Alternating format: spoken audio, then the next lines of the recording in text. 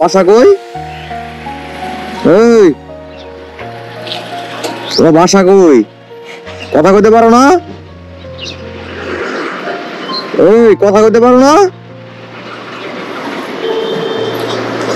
কিসে কথা বলো? বাসা কই তোমার? এই এই তোমার বাসা কই? কথা বলো, বাসা কই? এটা কি পরে রয়েছে? শালা কি লেগে? বাসা কই তোমার? এই কথা বলো, বাসা নাই? কাপড় নাই? এই এই তোমার বাসা কই? এই খাইছো কিছু? হ্যাঁ খাইছো? খাইছো কিছু সকালে? এই ছোট ভাই কথা বলো, তুমি আমার সাথে। খাইছো? এই কাপড় নাই তোমার? কথা বলো, খাইছো কিছু? খাইছো?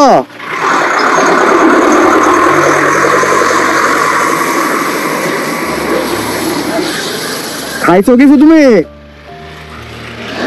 কথা বলতে পারো না? কাপড় নাই শরীরে? কাপড় নাই? কাপড় দিয়ে দাও আমি না। এই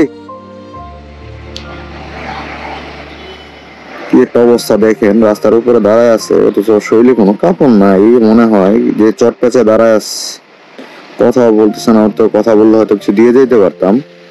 কি করি, কিছু মানে মাথায় দেওয়া নাই। সব লোক রাস্তার উপরে, এখন কি করা যায় বলেন তো? সব বলার মতো কিছু পাচ্ছি না। তুমি কথা বলো, তোমার কাপড় নাই, আমি কাপড় কিনে দিয়ে যাবো।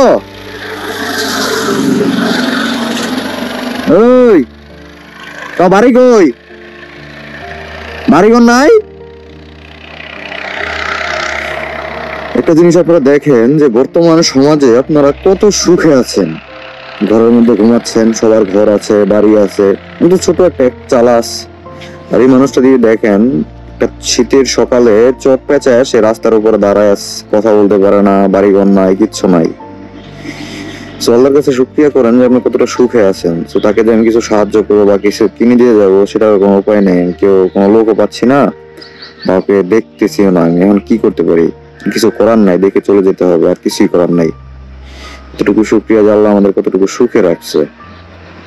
অনেকক্ষণ যাবত কথা বলতেছি, কোনো কথাই বলতেছে না। যদি মনে করেন যদি কিছু বলতো, তাহলে আমি কাপড় চোপড় সব কিনে দিয়ে যেতে পারতাম। এখন কিছুই বলো না, এখন তারা কি করতে পারি বলেন? আসসালামু আলাইকুম।